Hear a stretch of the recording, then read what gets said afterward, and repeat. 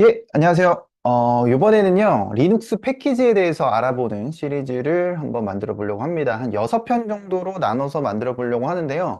우리가 이제 리눅스 환경에서 이제 실무를 할 때, 인베디드 쪽이 됐든, 서버가 됐든, 패키지를 굉장히 많이 다루게 됩니다. 근데 패키지를 제대로 알고 다루지 못하는 분들이 굉장히 많아요. 그래서 요 부분을 이제 제대로 알고 관리할 수 있도록 하나씩 포인트를 좀 짚는 영상을 한번 만들어 보려고 합니다.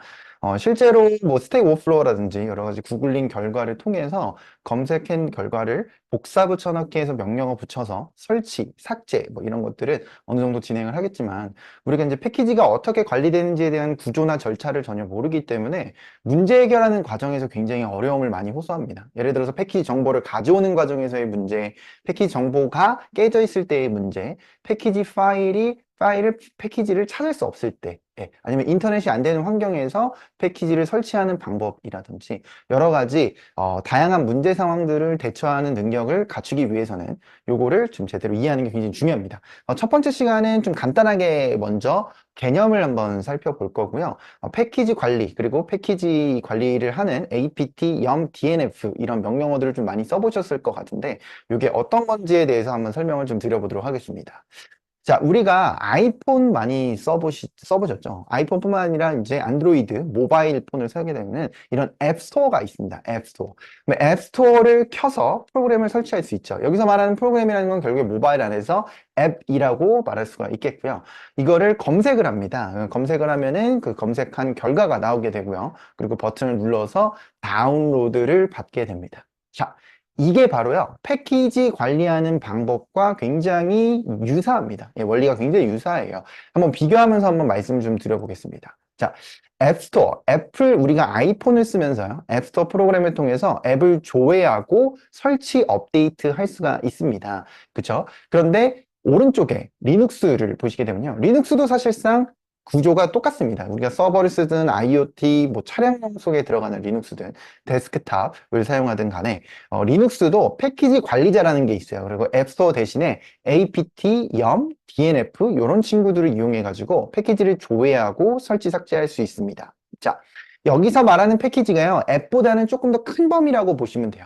네, 그래서 패키지 안에는 이런 알람 앱이라든지 캘린더 앱이라든지 이런 어플리케이션 프로그램들도 포함이 되어 있고요. 뿐만 아니라 뭐 라이브러리, 프레임워크 여러 가지들이 패키지로 구성이 될 수 있어요. 어쨌든 패키지 단위로 설치하고 패키지 단위로 조회하고 업데이트하고 이런 것들이 가능하다라고 보시면 됩니다. 그래서 사실 구조적으로는 굉장히 유사하다고 이해를 하실 수가 있어요. 그래서 우리가 패키지 저장소로부터 패키지를 조회하고 설치, 삭제할 수 있다. 자, 근데 이제 여기서 차이점을 좀 얘기를 해야겠죠. 일단 첫 번째로 애플 앱스토어를 이용하는 거는 이렇게 GUI를 기준으로 움직이게 되죠. 그래서 우리가 조금 더 검색하고 버튼 클릭하고 직관적으로 사용하기가 굉장히 좋습니다. 근데 패키지 저장소를 이용할 때 이 부분은요, 데스크탑을 이용하면 어느 정도 GUI를 쓸 수는 있겠지만 대부분 우리가 사용하게 되는 실무에서 사용하게 되는 리눅스 환경은 커맨드 라인 인터페이스로만 되어 있습니다. 왜냐하면 굉장히 오버헤드를 줄이고 가볍고 빠르고 자동화하기 좋기 위해서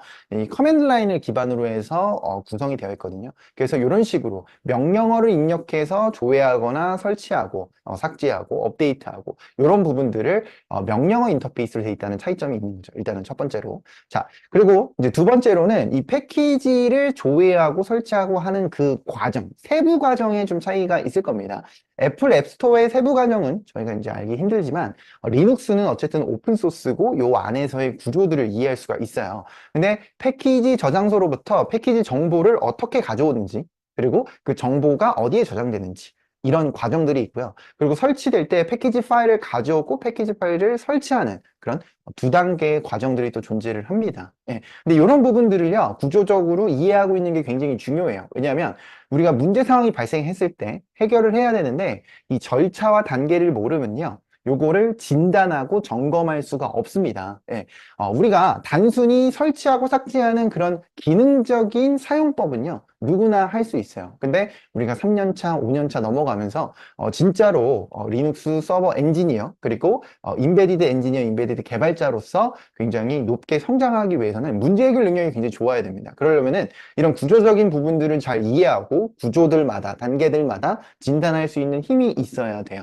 그래서 우리가 지금 시간에는 세부적인 구조들에 대해서 알아보진 않지만 다음 시간부터 해서 이 세부적인 구조들을 보고요. 명령어를 통해서 어떻게 확인하고 어떻게 점검하고 그리고 그 과정들이 어떻게 되는지를 하나하나 살펴볼 예정입니다. 자, 패키지를 조회하고 설치하고 설치된 걸 확인하는 명령어를 한번 입력을 해보는 게 좋겠죠? 자, 우리가 리얼 리눅스 사이트에 들어가시게 되면요. 우리가 리얼 리눅스 사이트 이렇게 들어가시게 되면은 그 실습 환경이 있습니다. 그래서 로그인을 해주신 다음에 오른쪽 우측 상단에 실습 환경을 누르시게 되면은 AWS의 EC2 이런 GCP, Azure, 클라우드처럼 작은 리눅스를 사용할 수가 있습니다. 그래서 요거는 디스크를 삭제하지 않는 이상 여러분들 컴퓨터처럼 그냥 쓸 수가 있어요. 물론 이제 굉장히 저사양이긴 하지만 그래도 프리티어 정도의 스펙 정도는 되고요. 속도도 굉장히 좋거든요. 그래서 여러분들이 교육용으로 또 사용하시면 될 것 같습니다. 동시다발적으로 여러 개를 킬 수는 없고요. 이 중에서 CentOS를 한번 생성을 해서 CentOS를 한번 만들어 보도록 하겠습니다. 이렇게 되면은 실제 리얼 리눅스 서버에서 운영하고 있는 이제 작은 클라우드죠. 그쪽에서 가상 머신이 생성이 돼요. 그래서 디스크를 삭제하지 않은 이상 여러분들이 AWS EC2처럼 사용할 수가 있겠고요. 요거를 가지고 한번 실습을 한번 해보도록 하겠습니다. 명령어가 지금 염으로 되어 있는데요. 우리가 이제 염 명령어 말고도 DNF라는 게 있어요. 이게 이제 염에서 업그레이드된 버전인데요.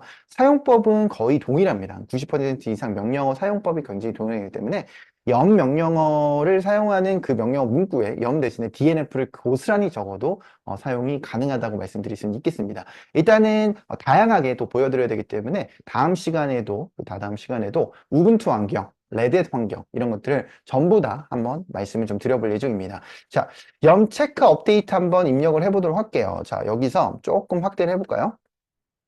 이제 요 터미널이 실행되면서 이렇게 실행된 결과를 볼 수가 있겠고요. 여기서 이제 어떻게 해야 되냐? 체크 업데이트를 할 수 있습니다. 네. 체크 업데이트를 누르시게 되면은 요거는 패키지 정보를 가져온다라고 보시면 될 것 같아요. 그래서 최신 정보를 가져와서 조회를 할 수도 있고요. 그 패키지 명칭에 맞춰서 설치도 할 수가 있습니다. 그래서 조회를 해서 이제 패키지 정보를 이제 가져오는 과정이라고 보시면 될 것 같아요. 자, 이렇게 해가지고 이제 체크 업데이트를 하고요. 그 다음에 인스톨레이션을 할 수가 있어요. 근데 이제 패키지 관리자를 쓸 때는 그 패키지 정보라든지 패키지 인스톨레이션 하는 거에 대한 권한이 필요하기 때문에 루트 계정이나 수도 권한이 필요한 경우들이 굉장히 많습니다. 그래서 이것도 감안을 해서 볼 필요가 있겠고요. 여기서 수도 이제 염 인스톨 -y 이제 y는 빼죠. 일단은 자, 빔. 그래서 vi 에디터 그 편집기, 이제 텍스트 파일 편집기에 improve, 개선된 버전이라고 해서 빔이라고 하는 에디터가 있습니다. 요거에서 입력을 해서요, 들어가고요. 여기 이제 아이디 패스워드는 요 오른쪽 상단에 여기 적혀져 있어요. 그래서 요거를 기준으로 해서 이용하시면 될 것 같고요. 자, 여기서 입력을 하시게 되면은 빔이라고 하는 패키지, 이 어플리케이션이죠.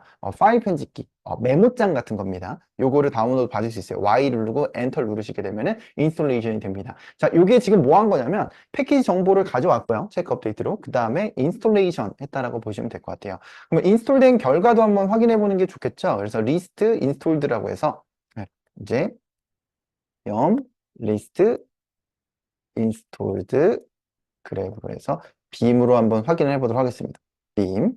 이렇게 확인했을 때 패키지가 설치된 걸 볼 수가 있어요. 그래서 하나가 아니라 여러 가지 연동되고 같이 사용하는 것들 혹은 의존하는 패키지들도 다운로드 받을 수가 있겠고요. 이 패키지는 무조건 사용자 어플리케이션이라고 보시면 안 돼요. 말씀드렸다시피 라이브러리나 프레임워크처럼 프로그램들이 사용할 수 있는 다양한 패키지들도 존재를 합니다. 그래서 당장 유저가 쓸 수 있는 건 아니지만 그런 패키지라는 단위가 있어요. 그래서 패키지에는 여러 어플리케이션도 포함하고 어플리케이션을 사용하게 되는 다른 파일들도 포함이 된다라고 보시면 되겠습니다. 그리고 조회하는 방법은 염 리스트도 있지만 RPMQ라는 방식을 통해서도 버전을 확인할 수가 있어요. 자, 어떻게 하냐면 이제 RPMQ로 해가지고 요거를 좀 기니까 복사를 해볼까요? 그래서 복사를 해서 이렇게 확인하시게 되면은 버전도 확인이 가능하고요.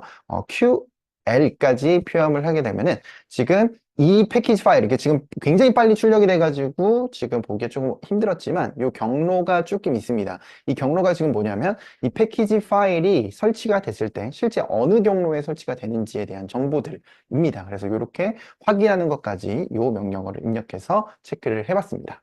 자, 간단하게 한번 레딧 환경에서 영 명령어 패키지 관리자를 통해서 설치나 확인까지 해봤는데요. 다음 영상에서는 구조도 좀 알아보고요. 여러 가지 우분투나 다른 배포판들도 하나씩 하나씩 알아보도록 하겠습니다. 감사합니다.